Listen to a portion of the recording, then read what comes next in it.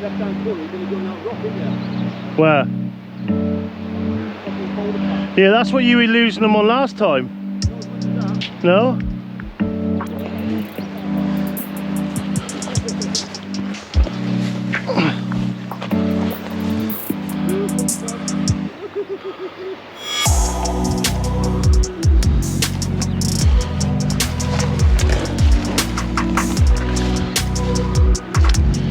Oh my god, boy. It's hot.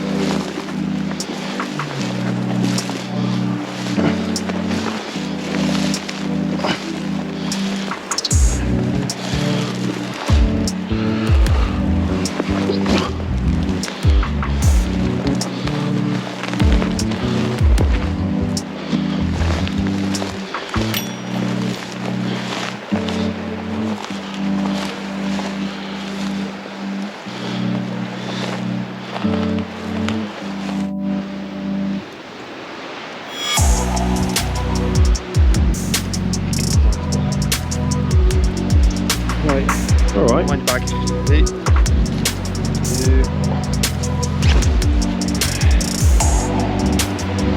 Now this way, Joe. How fast you get back on that?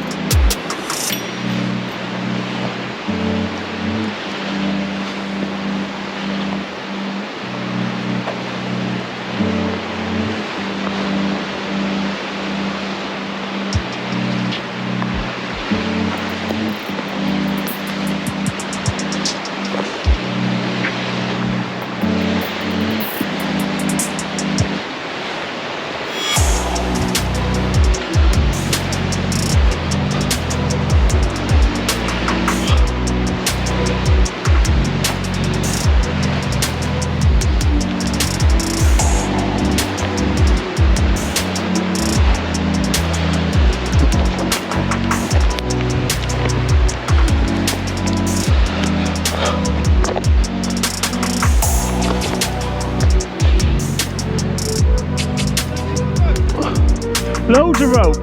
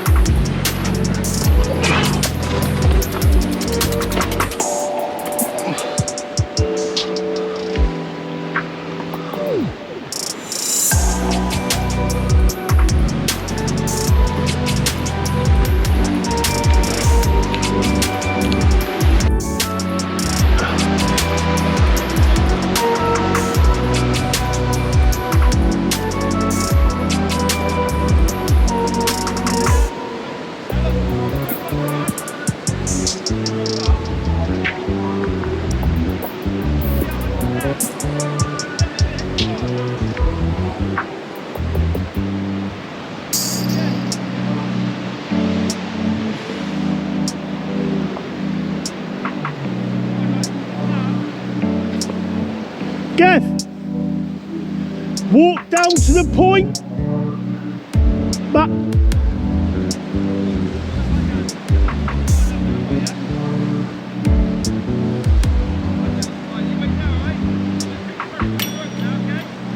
I wouldn't have tied on.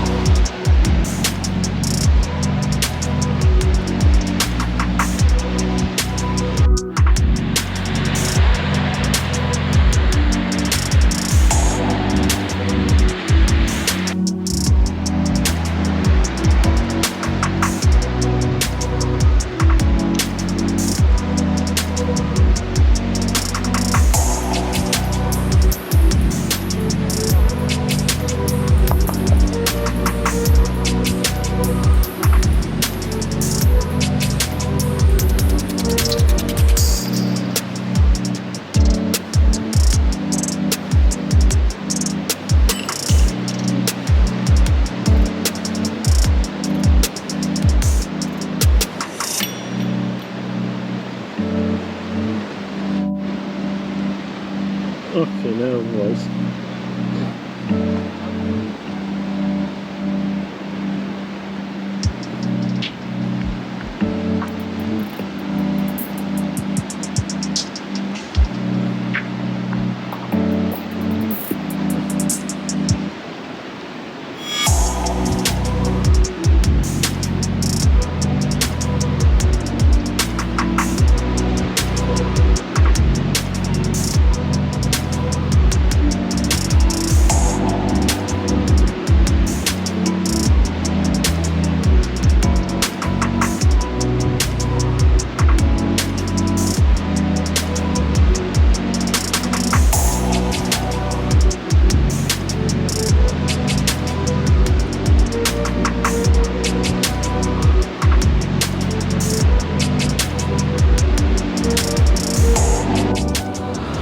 Well, folks, well, it's absolutely beaming, and I mean beaming.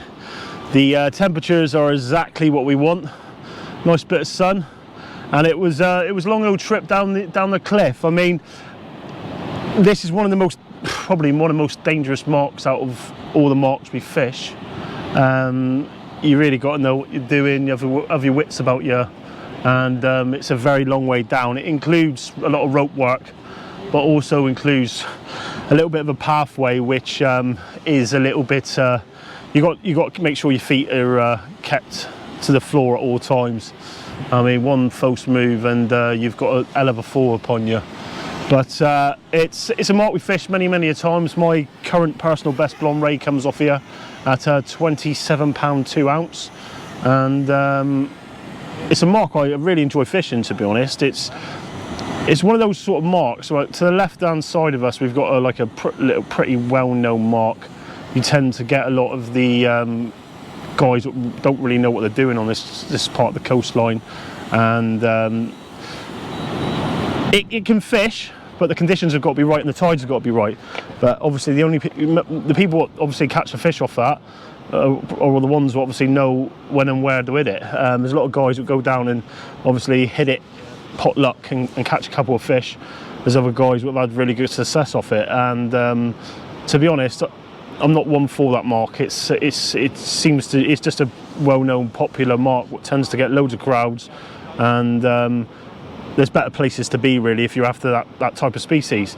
And yeah, we're down here anyway, and we're having a go. I mean, the tide now is just over half tide up, and I think high water is around 7:45, which is going to be good for us. There's a bit of depth of water where we are, and it can be tricky. I mean, most of the marks around there are all clean ground, where I'm actually fishing over rough ground where I am at the moment, and the tide seems to race along that, and it seems to produce fish, and it produces mixed species really. I know that they've had pollock, and they've had bass.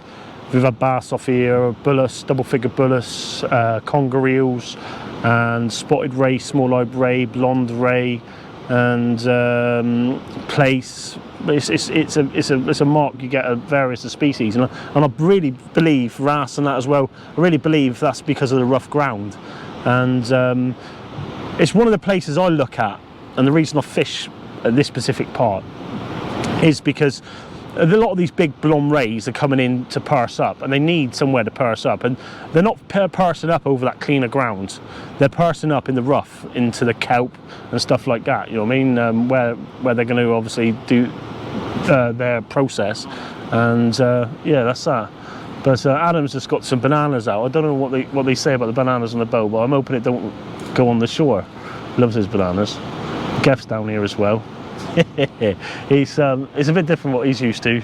It is a long way down. I mean, it's a long way down, and yeah, it's a long way back up as well. Hopefully we can catch a few fish and make it all worthwhile. But yeah, we'll probably stay down until just before it goes dark, then make our way back up the cliff. A few hours fishing, who knows? You know what I mean? There tends to be peak times, which I know from past, and obviously Adam knows from past, where you've got the best chance of picking these blonde rays up, and yeah, we're going to give it over those best parts of the period, and obviously try our best. So all we can do is try our best.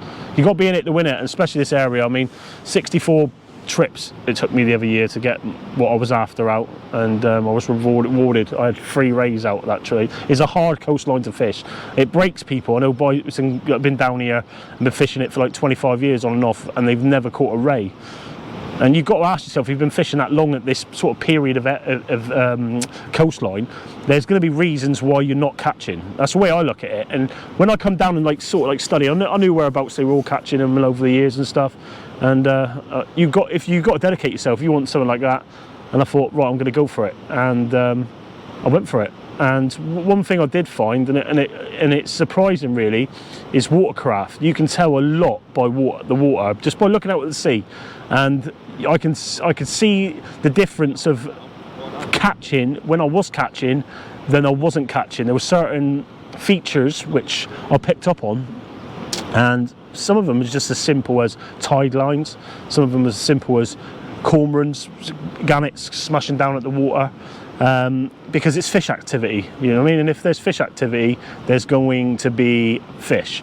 And I'll never forget the day I had the big one, because me and Stewie Norris, we come down here, and there was another couple of lads what we knew fishing a mark close by.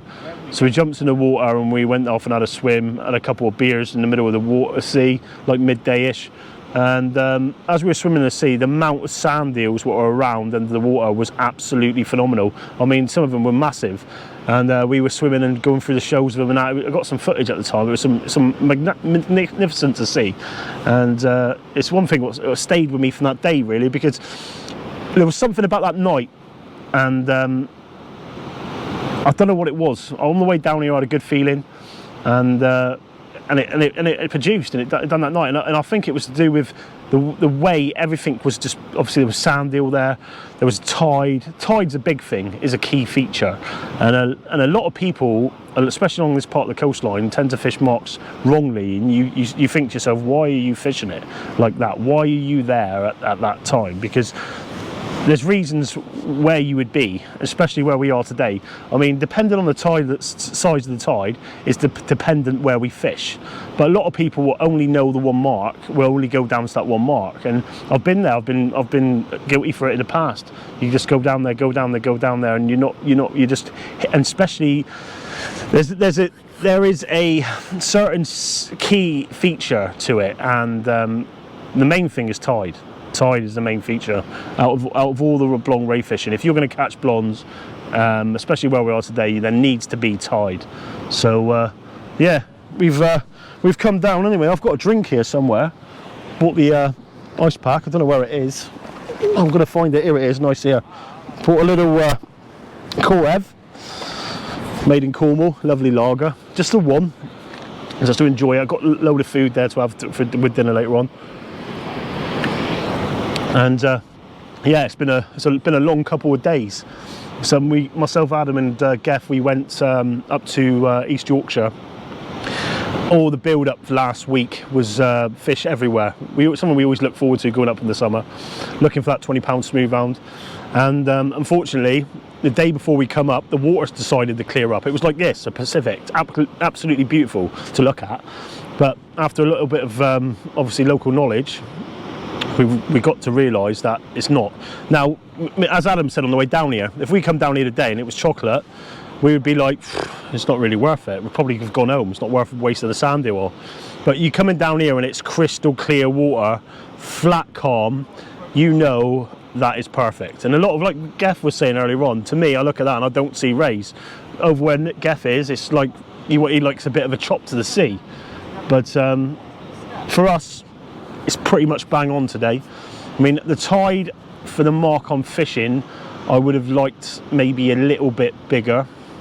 It's not much off it, and yeah, put it this way, if they're here, we'll get them. We're in the right positions for it. We've seen a lot of difference with the ground compared to last year when we were down here. It's amazing how the storms can change the sea so much, especially, I mean, sometimes you come down, it's like a beach. Sometimes you come down, it's like boulders everywhere and stones. Sometimes it's like loads of stones and shingle, and it's amazing, it's crazy really. And that goes and has a big effect from the winter storms. I mean, this sort of coastline here takes a massive battering in those big southwesterly and westerly storms. And sometimes, I know Adam said to me, he's come down here before, does a bit of photography. His dad works as a photographer in a shop in Brixham, and they come down and take a lot of photos and stuff and like for the shop. And he said to me before, they come down here and see like 30-foot waves smashing against the coastline, like halfway up the cliff, they're smashing in from. It's absolutely amazing. But you wouldn't want to be down here fishing then. I've been down here a few times where it's been touch and go, but the mark we're on at the moment is quite high up to sea, but that goes with obviously landing the fish as well, because it's more challenging to land the fish at the end of the day. You're basically on top of a ray, especially when they're like 20-pound plus size. Your rod's up here and you're probably, I don't know, 10-15 meters above sea level, and the rod tips arch over the rock, and right underneath it's a 20-pound blonde on the surface, so it can be a little bit tricky. But yeah, we're gonna give it a go anyway, see if we can get one out. But here's to a good fishing session.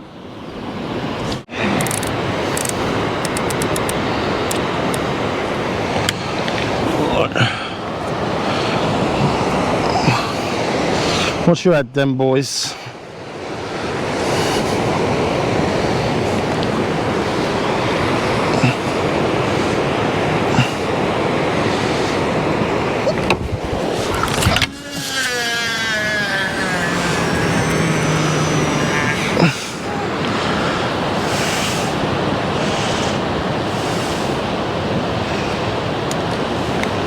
Bit of depth there, lovely bit of depth there actually.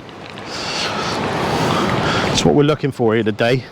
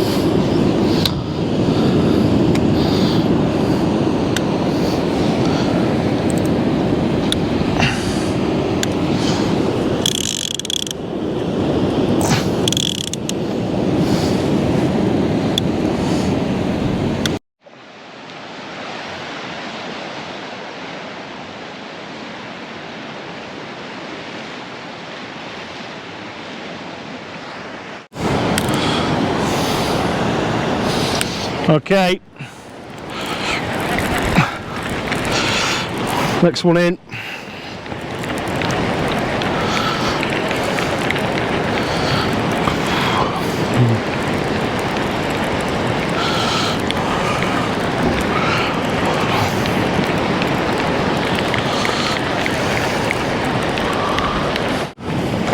Okay folks, so you know, we've done a little video like the other week, and we said the spiders are in.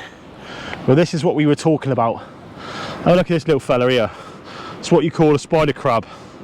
And you don't want to get these things near these things, because they will try and have your fingers off. But loads of these come in on our coastlines, and Chesil Beach, everywhere around the coastline, I think, really. But Chesil has a lot of problem with them, and South Devon has a real big problem with them. And I remember the video what Adam showed me, actually. I don't know where he got it from, but he sent it to me last year, and there was like a bed of them, and they were just everywhere. But there it is, the famous spider crab. I think you can eat these, but I'm not going to.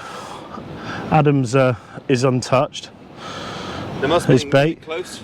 I think it's sand eel, because he's gone for the old traditional method, just plain sand eel, and I've had really good results the last few times I've been down here on fish baits, and I'm going to stick to it. I am going to stick to it. I know a lot of people don't stick to it and they go back to the sand eel, and that's probably because there's a lot of sand eel around.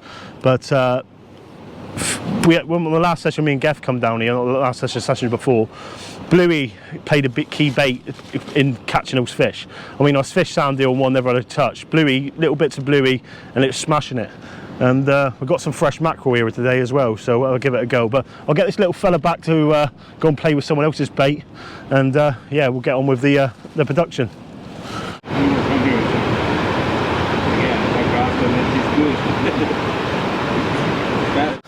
We're gonna get some baits out here. It's absolutely boiling.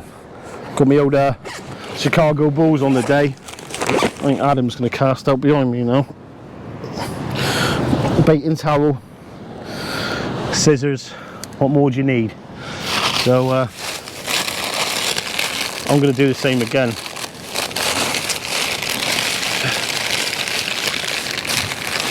I'm going to go for a bit of Bluey, and I'm going to bind them with a bit of sand eel. Get this all shut. It's a long way down, but you need things, don't you? That's the trouble when you're fishing. You need things. On a hot day, you need drink for a start. So I've got 2 camelbacks filled with ice and juice in my bag, because it's a long walk up as well. So what we normally do is we tend to eat everything and drink everything down the bottom, and then get back up to the top. That's the key anyway. But little bit of Bluey bait, yeah, hooker's bait. But I'm going to put this in here like that now, and I'm going to put him over the hook. They're not massive baits, guys. You don't really need massive baits, okay? If I was in Wales or on Bristol Channel, your mate, the legendary Mr. Steve Gregory, always used to say, big baits, big fish. And he's right.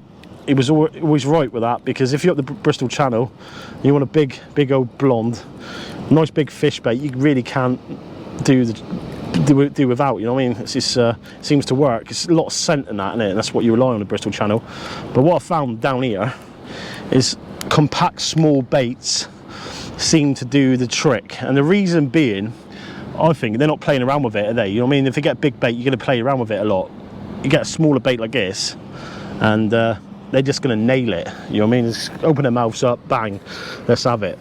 And using a different rig than a lot of other people will use down here. A lot of people use a pulley rig, running up and over. I mean, it really is a nice bait, a rig to use with obviously your fish baits or sand eel baits or anything like that. Really, it helps the fish to go over the lead and not feel nothing. You know what I mean? There's no tension there, and then when it picks the bait up, it can run. It's got like 4.5 foot worth of run in it before the rig does its bit, and it acts like a boat rig again, and it basically sets the hook itself. Especially if you're using the 7-ounce leads, you pretty much nail them straight away. But the pulley rig, I'd like it, especially as well. You fish over this sort of grounds in like daylight and that as well, clear water. You want your lead well away from your bait, don't you? You know what I mean? And it's a rig that I've been using a few years now, and I find it works superbly, especially if they're raised on this coastline. If you're fishing over rough ground, it depends really. If you know you can get that lead up and that fish up, then why not? You know what I mean? But it acts exactly the same as a pulley really, except from it's going to be a lot longer. Where you got a pulley rig, obviously by the time you've got the lead up out the way, even with a 6-foot pulley, what I would use down here, you're 12 foot. The fish is 12 foot away from your lead anyway when you're bringing it up in. So you know what I mean. Even if the fish is staying in the deep, your lead's up high. And I think that's a really good big thing with it as well. So I'm going to get this tied up now. I'm going to get the other one in, and obviously when you've got the cool bag in that here now, it's always worth keeping more stuff like that in. But I have got version 2. That one there, freezing cold. Nice camel black back drink holder. Especially when you're doing this type of fishing, you're out in the middle of nowhere, miles away from the local shop or anything like that. Nice hot day. You need to make sure you're obviously hydrated at all times, especially when you've got to climb that after the session. So I'm going to get him up, cast him out, hopefully we can get into a fish. Okay, so time to set him up. So basically this rig's easy enough to set up. I've got around a 6-foot trace. The good thing about it, it's all hung up and over, so I've only got like a 3-foot rig.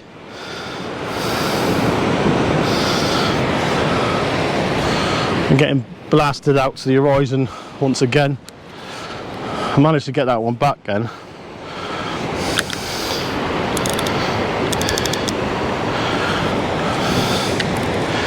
I'll get this one out now.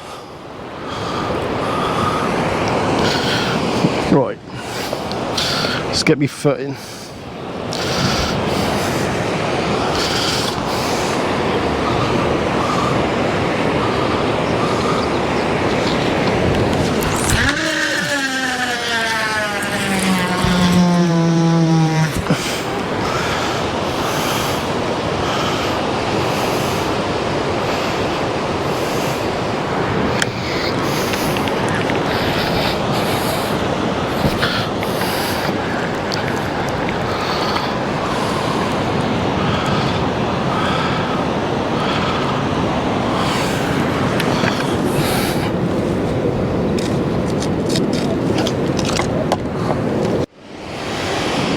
Bite? Did a bite?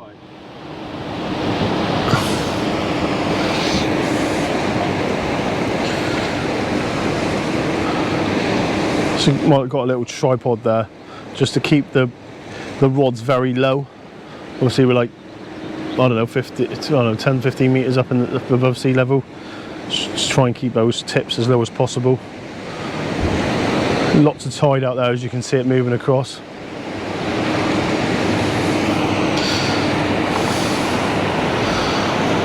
Reels on ratchet. I've got my butts of my rods stuck right underneath the rocks to give tension, and it just allows the fish to take line and listen to those ratchets scream off and hopefully just jump right onto them. Big G bathing in the sun. So we have Kev with his 2 T900s. Adds with his SUs. Thumbie's going on, he means business.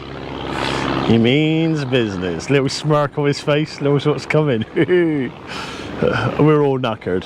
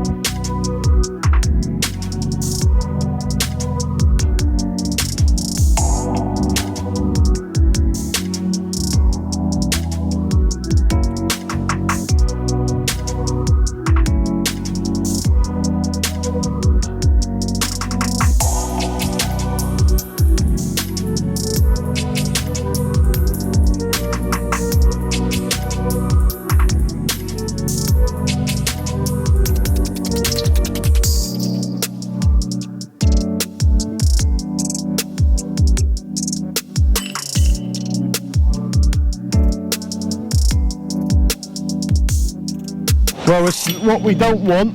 Unfortunately, it's another hazard to ray fishing. If it's not the spiders, it's the dogs, but we're going to safely get them returned back to fight another day.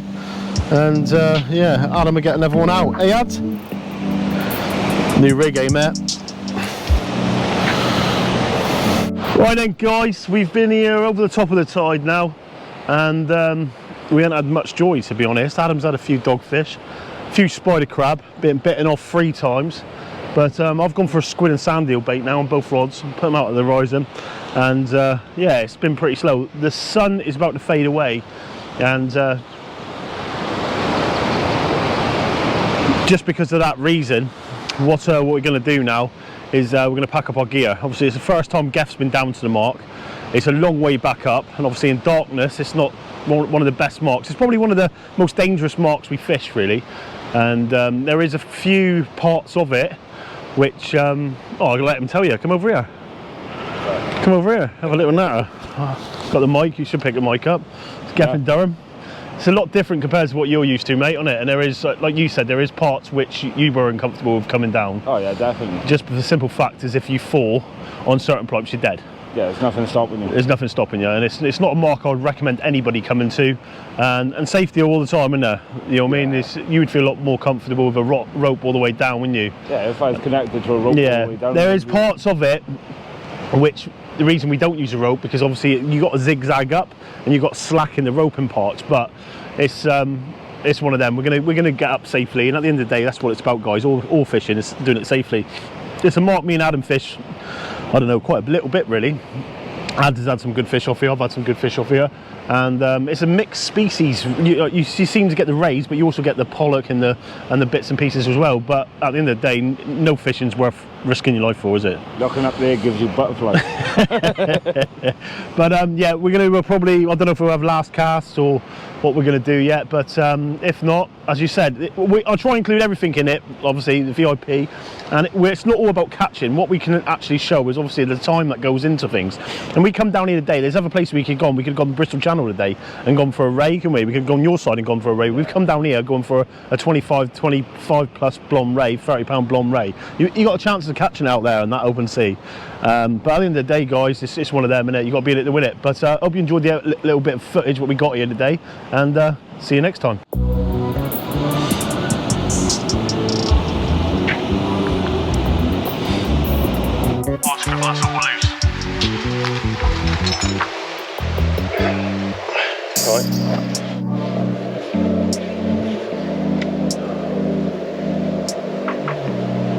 This is all hard, this end looks like it, right?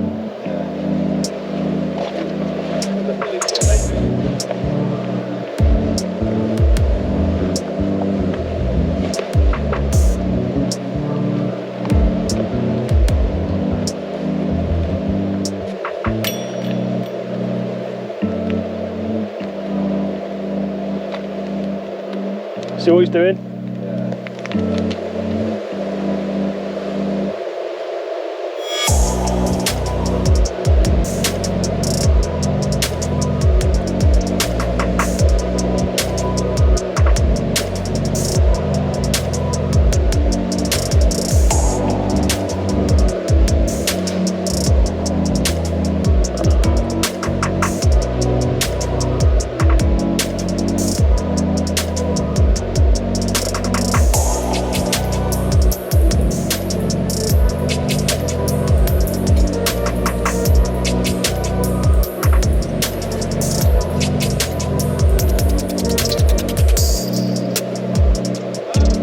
Let him come up to you a minute. Let him use your ascender up that other bit.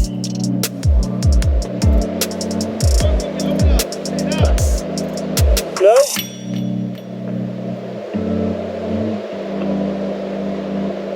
Do you want to go up to him? I'll meet you up there. Stay there a minute. Stay there a minute. I've got an idea.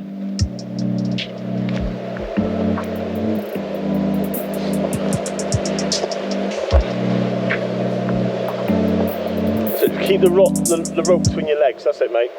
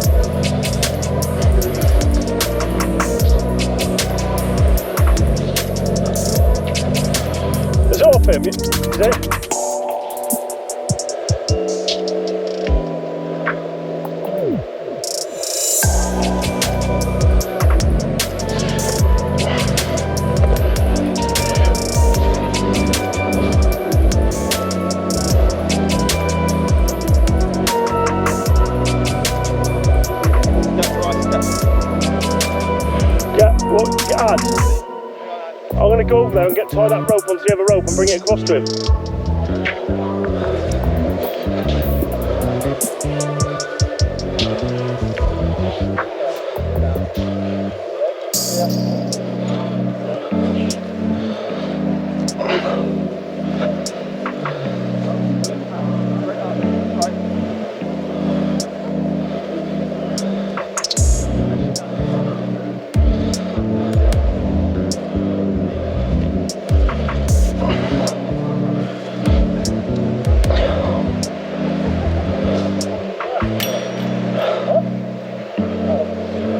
You alright? No. That was some protein. Protein? Yeah, grasshopper. Just nearly swallowed a grasshopper.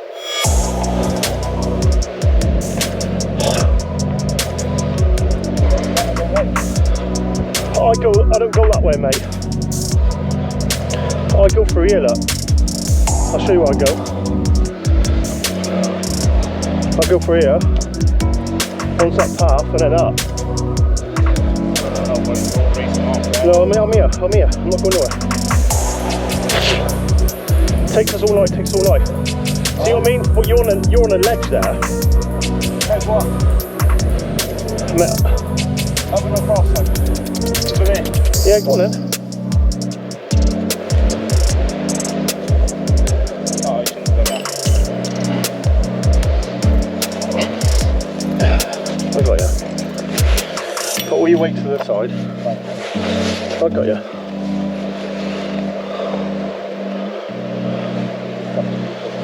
I got you.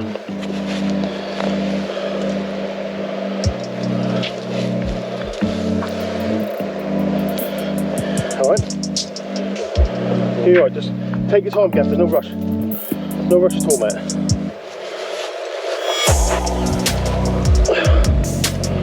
Just think once we're up this little bit here, there's no more ropes. Just kick out of the way if it's in the way. That's it, you're up. Come on. Come on. Get there. Do you want to go up first? Hey? Alright? Oh, is that alright? No, you don't. If you put his ascender on, leave him there, you go up first and that. I'll get him hooked onto the ascender.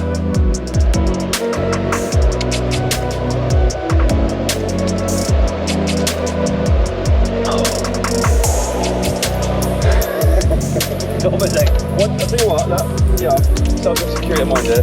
Put that on him now. No, you're right. He's right there with the thing. I'm still right in front of him. Just you get up. Put him on that Then I'll put him on that. And once he's on that, it's all pressure done, isn't it? There's no difference in what he's on there than this bit is what the log. He's tied on, isn't he? Once he's on, he's on. Yeah, well, I know I'm safe.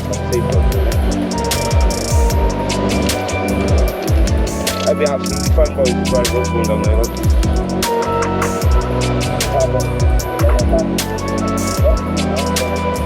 You're right. You gonna be right with the rods? I'll just try. We're gonna go up there and then you pass them up? Yeah.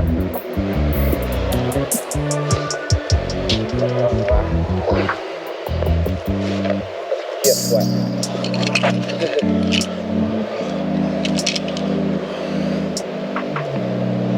Go on, you go up first, Dad. Send it. Yeah.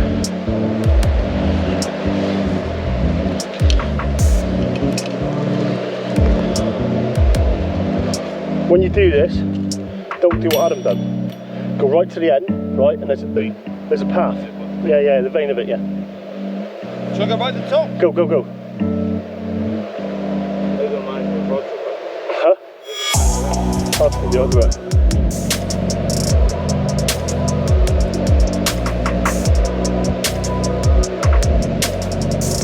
Just give us a shout when you're ready. Right, where's your carabiner? Right, so what we're going to do is clip you on to, we're going to double clip you. Alright, so we'll get double clip in there, like that, yeah. Alright, so you're all fastened up, he's attached on, yeah, you're all good? Yeah, right, there you go. So That'll be you. Yeah, right. And then go up like that, right? Just go on the vein. But when you're going up, try and centre your hands in the middle on this one here, and have the rope go in between your legs and up. No, shout at them a minute. It don't matter, just take your time, mate.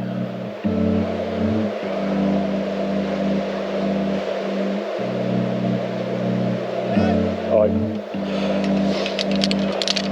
I won't grip you. Just what you need to do now is, because there's a thingy in the rope, you need to keep that tension tight. Alright. And walk out with here. Alright, don't put all your thing on that. Always use a rope as a second thing. Just always try and use your feet first. That's it. See, that's all tangled round, isn't it? Give us it here. Give us it here. That's no good. There you go, mate. Go on. Go on. Right, follow that around now, walk around a bit. Just hold on to the rope. You can't go anywhere, you're all set up. Yeah, go on. Just take out as much as you need now. Just walk it around to that edge. Try to stay, and you got it. You know what I mean? Go around on V. You need to go around the right hand side. Yeah? You go up around the V now. I'd go around that corner.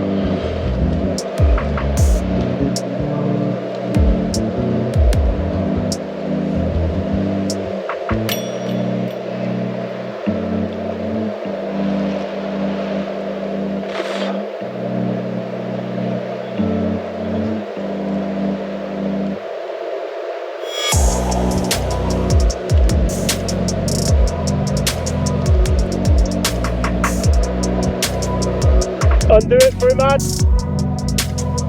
Undo it for him.